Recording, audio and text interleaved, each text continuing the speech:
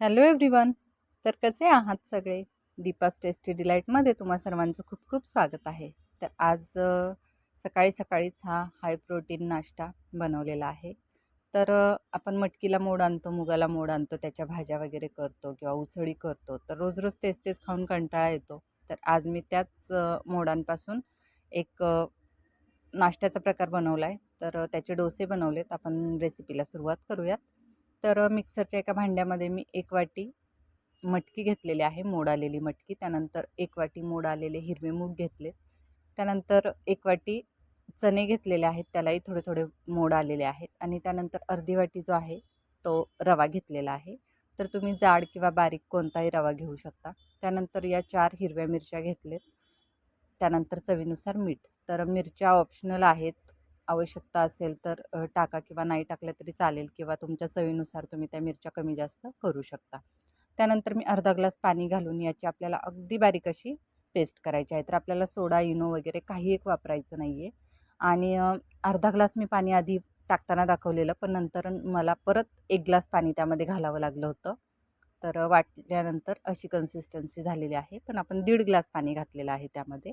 मी दाखवताना आधी अर्धा ग्लास दाखवलेलं, पण बारीक होत असतानाच मी थोडं थोडं करत परत 1 ग्लास पाणी त्यामध्ये घातले आणि अशा प्रकारे आपलं हे बॅटर तयार झालेलं आहे. तर एक 10 मिनटं मी फक्त ते रेस्टसाठी ठेवून दिलं. त्यानंतर लगेचच आपल्याला डोसे बनवायचे. तर अगदी इन्स्टंट त्याचे डोसे तयार होतात. म्हणजे रात्री वगैरे पीठ भिजत आंबवत ठेवण्याची गरज नाही आहे. अगदी झटपट होणारा मेन्यू आहे.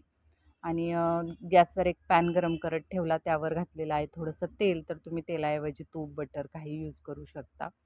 आणि त्यावर मी डोश्याचं पीठ घातलेलं आहे आणि त्याचे डोसे करून घेतलेले आहेत.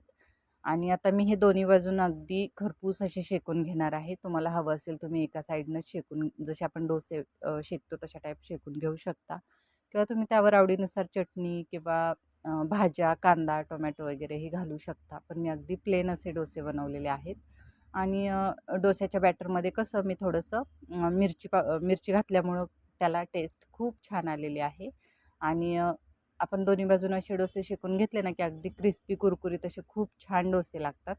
तर आपले हे डोसे रेडी झालेले आहेत. एक एक करत मी सगळे डोसे करून घेतलेले आहेत. त्यानंतर ही हिरवी चटणी आहे, तर ती चटणी मी फक्त कोथिंबीर, पुदिना आणि हिरवी मिरची यापासून बनवलेली आहे. अगदी इन्स्टंट चटणी बनवलेली आहे. त्याची रेसिपी ऑलरेडी मी टाकलेली आहे आपल्या चॅनलवर, त्यामुळे मी काय परत त्याची रेसिपी दाखवलेली नाही आहे. त्यानंतर सांबार बनवलं आहे. सांबार आहे आपलं रेग्युलर, मी तूर डाळीपासून सांबार बनवलेला आहे. आणि आपले हे गरमागरम डोसे. तर खूप छान नाश्त्यासाठीचा हा मेनू रेडी झालेला आहे. तर एकदा माझ्या या पद्धतीनं अशी डोशांची रेसिपी नक्की ट्राय करा. आणि अगदी लहान मुलांपासून ते अगदी वयस्क लोकांपर्यंत सगळ्यांसाठी पौष्टिक, हेल्दी असा हा नाश्त्याचा प्रकार आहे. तर नक्की या प्रकारात डोसे बनवून ट्राय करा, तुम्हालाही आवडेल. आणि मी बनवलेले आज स्प्राउट डोसा याची रेसिपी तुम्हाला कशी वाटली ते नक्की सांगा.